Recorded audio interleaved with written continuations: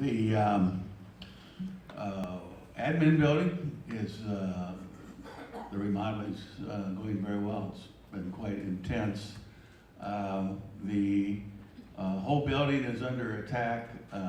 There was some major construction issues with the south side of the poolside room that we're dealing with that were unforeseen, but the general contractor has mechanisms to make it work. I think we're still on schedule. We're still looking for December 1st as a potential opening for the building. If that falls a little later, which would be normal in a construction process, we'll deal with it. But for right now, we're still going to make our plans based on is going to be in presentation format in November, and we will try to squeeze in that community presentation if we can find spots on Heather's schedule so that everybody can be updated on the drainage issues that are being addressed in Fountain of the Sun by our civil engineer. That will hopefully, which I headed the committee back in 2018, made a number of presentations.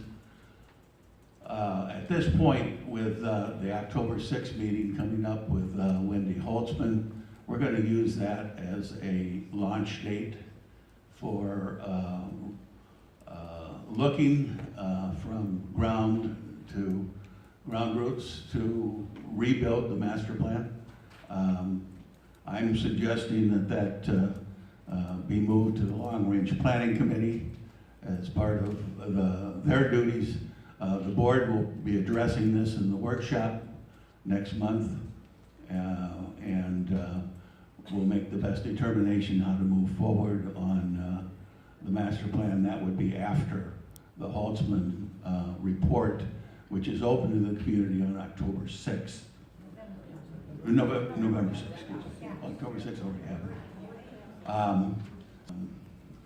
Apologize for all of those people that abused the concept of the master plan and used it to scare residents about things that were being looked at, studied for the future, and not meant to be something that they had to confront in today's time. It was a period of time over which we would look to provide for the future of the community.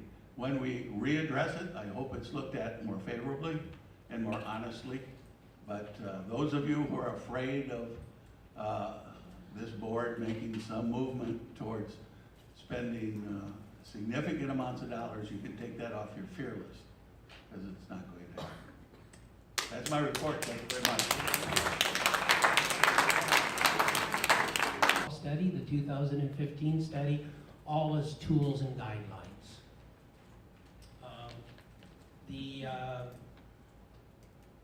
I think that's it. So we did have a conference call the other night because we were just catching up with, there's been a lot of stuff happening in this community since the merger, and when your committees start up again in September, sometimes it takes a little bit to catch up. So we had a conference call yesterday about the draft charter, and we're just thumbs up. We know long-range planning is secondary. That's not our primary function. It's activity chair and activity, but we're really thumbs up on that.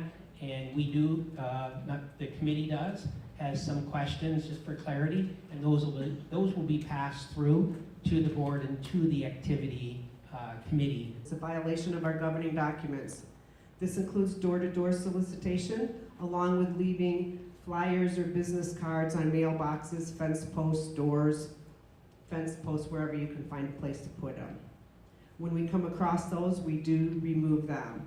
So if you do see somebody soliciting, please contact us so we can address the problem right away so it doesn't get out of hand.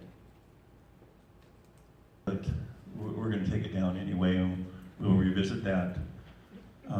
Prude jurisprudence says that we, as a board, have a fiduciary responsibility to be looking into the future. And that's why these plans are looked at. But they're just that, they're plans, they're not approval. Nothing was ever approved on that. Nothing was even discussed in open meetings. So that should be an indicator that that plan was just that. It was a plan that was on the website that had never been voted or approved. Keep that in mind, please. How many have come in the front gate and noticed the Roman? Right-of-way disposal, P.O. Box 52768 Mesa. Since June 2018, the cost of our disposal increase of $20.85. It looks as if there is no... The applicants have served on the activity committee.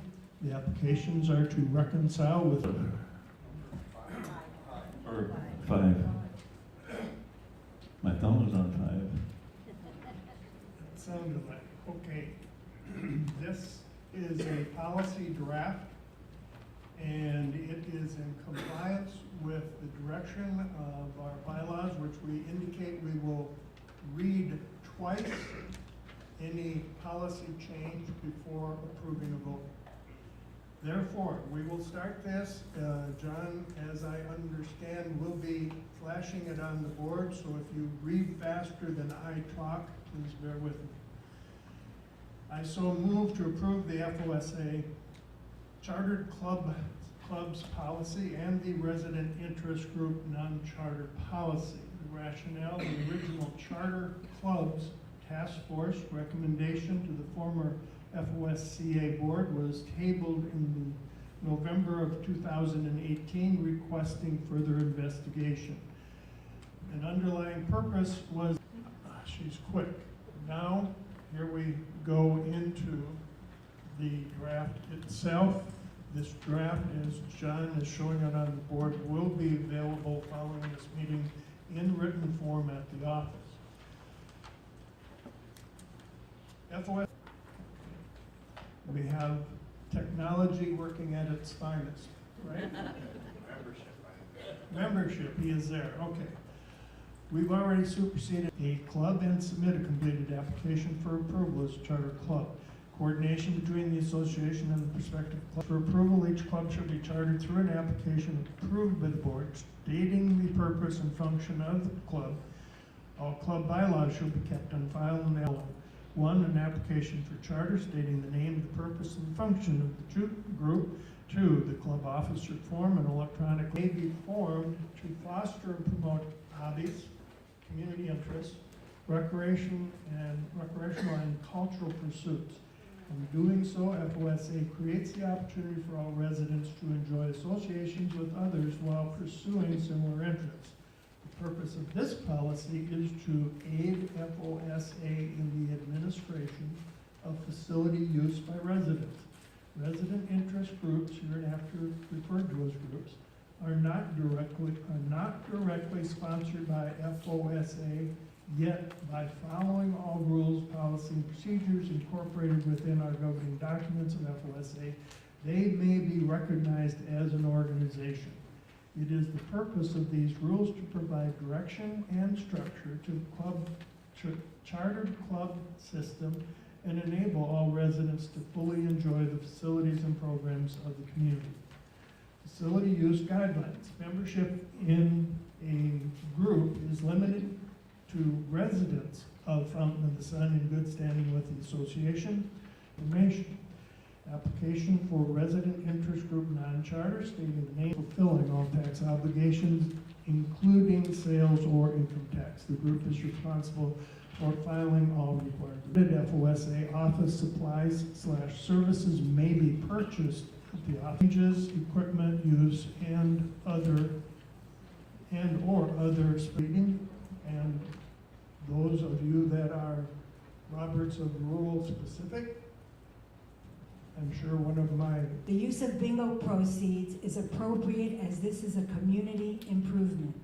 This financial statements and is under the direct responsibility of us as a board of directors. Just a clarification, it is not other funds. I understand, thank you. $13,786 cost to be paid from the 1492 Operations Fund. Rationale, the two, adding some boulders and a concrete area for a bench. Two cul-de-sacs, the two cul-de-sacs that were selected and the bid. One of them says, fix up, tidy up common areas that the community owns, and depending on how you do it. That need attention, whether it's the 13,000 going that way or whether it's 5. I'm sorry, I just don't think we should go that way. Wanted to say that I was out during the